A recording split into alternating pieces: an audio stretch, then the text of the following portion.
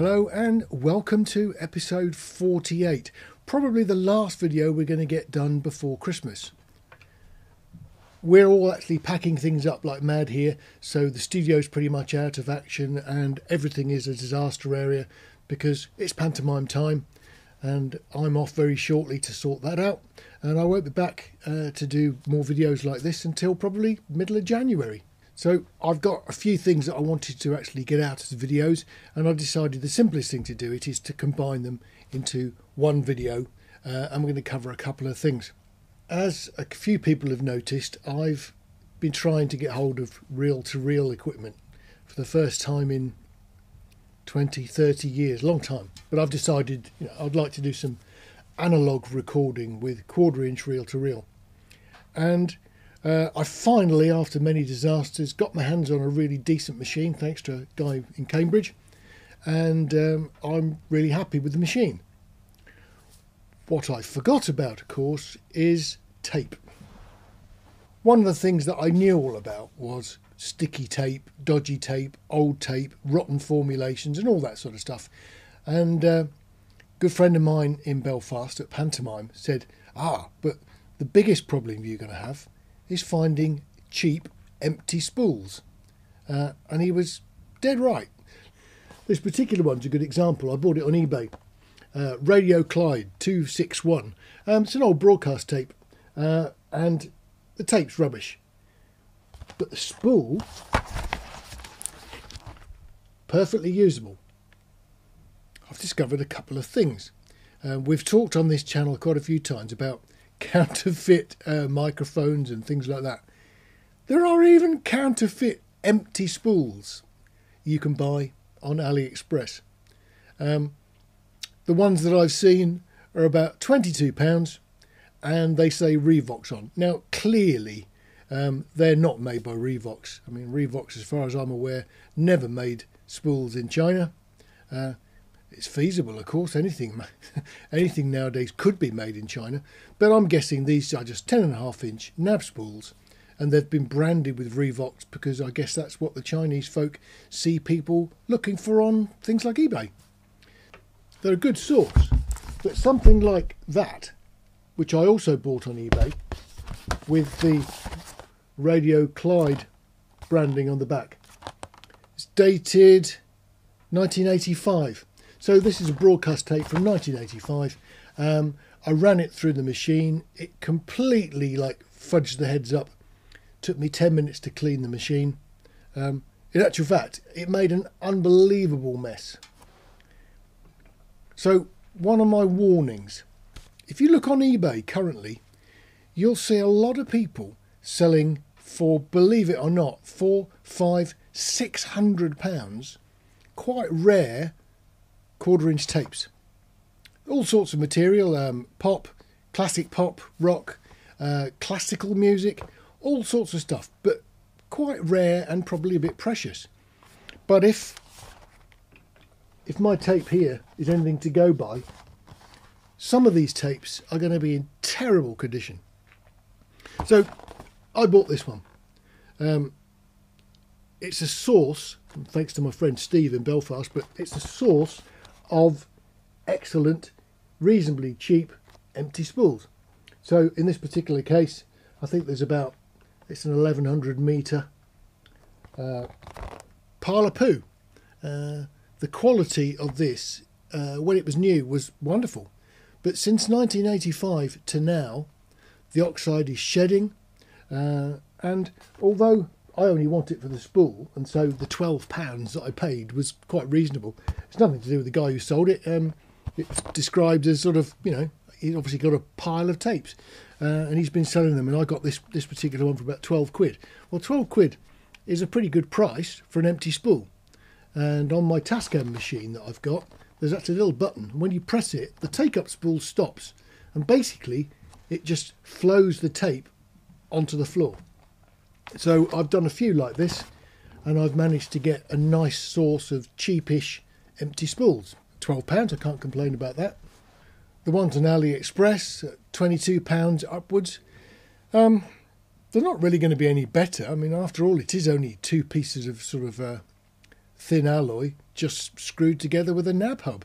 It's not a particularly complicated engineering thing for anybody to produce, but £22 seems a lot of money. The one thing I hadn't figured into all my costings for buying reel-to-reels was the fact that brand new tape is not exactly something that you can save money on. Now, what I mean by that is there's no sort of discounted tape because not many people are actually producing it. So most of the suppliers have got similar brands. It's all pretty much the same price.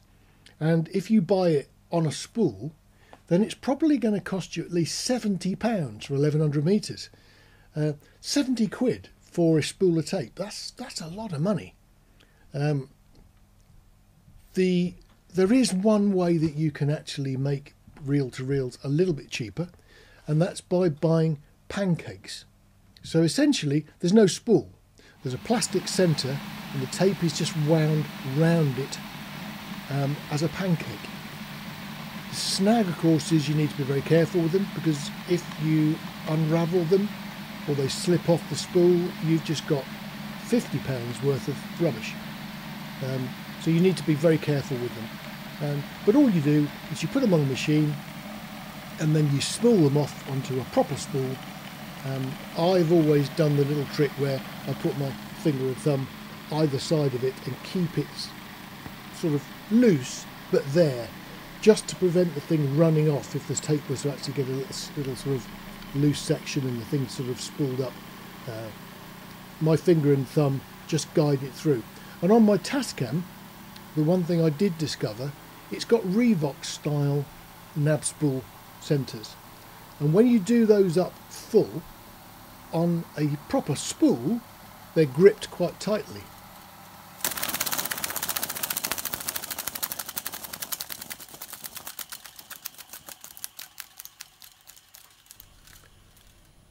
This is the centre of one of the pancakes.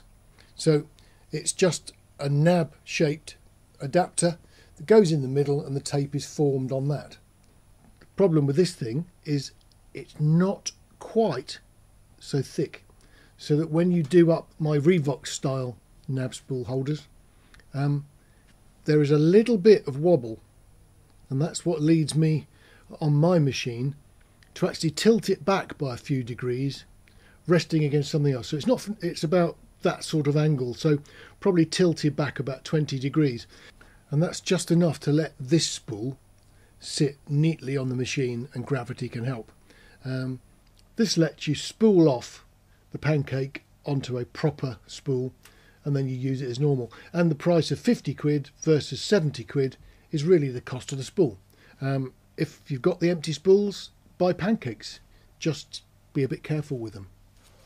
So that's the first bit that I wanted to do, just a bit of advice about buying pancake tape as opposed to spool tape. Now, the other thing that I wanted to cover today was something that popped out and sort of bit me a bit, really. And we're talking about counterfeit mics again, I'm afraid. This particular one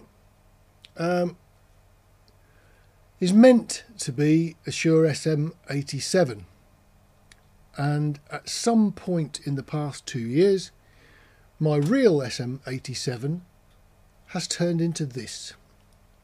This, sadly, is not my microphone, and it was, like most of my gear, just a head count.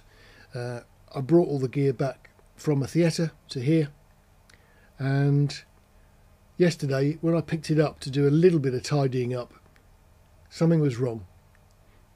It was too light. So this thing is a counterfeit. I'll let you have a listen. Just for comparison's sake, I don't have an 87 anymore because this one was it. This one's an 86. I mean, the 86 and 87 are very similar in tone. The 87, of course, is a supercardioid, but this is the sound of a real Shure, and this is the sound of a fake one. I'll run the two together and we'll flip through them as we're talking. So I've got the two in my hand, The 86 and the 87. I've got a couple of 86s still. I don't know what happened, and I can't even remember anybody using the 87 from my mic box. But at some point, somebody's done the dirty deed on me, and it's gone. Now, the weird thing is, this particular 87 should be a condenser mic. And, of course, it's not. It's a dynamic. So what I've got is a condenser and a dynamic, and I don't think it's a particularly brilliant dynamic either. So what I'll do is I'll stop talking into these two and give you a look. So here we go.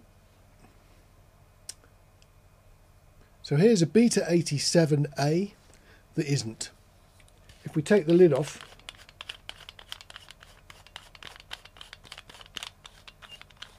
at first glance we've got a fairly standard looking dynamic cardioid. I mean, I've seen something that looks very similar to that before, but not the front. It's got a plastic disc in the middle. In actual fact, that plastic disc in the centre has embossed on it Shure. It's a bit odd because it doesn't make much sense, does it? But realistically, without the windshield, pops, bangs, sizzles from my voice, Peter Piper, picked a peck, did he? So that's what it's like. But it does have the usual rear vent, but it does have this peculiar plastic disc in the middle. And I'm only assuming that just modifies the pickup pattern slightly. I don't know. It doesn't sound particularly good. It's lighter than a Shure. It's slightly different length as well. But the giveaway is just the lightness. I mean, this comes in at about 175 grams without the cable. The Shures of this type are between 280 and 285 or so from the ones I've measured. But it looks like a nice mic. It looks like a condenser, but of course it's a dynamic, isn't it? And it's sort of not particularly a good one, sadly.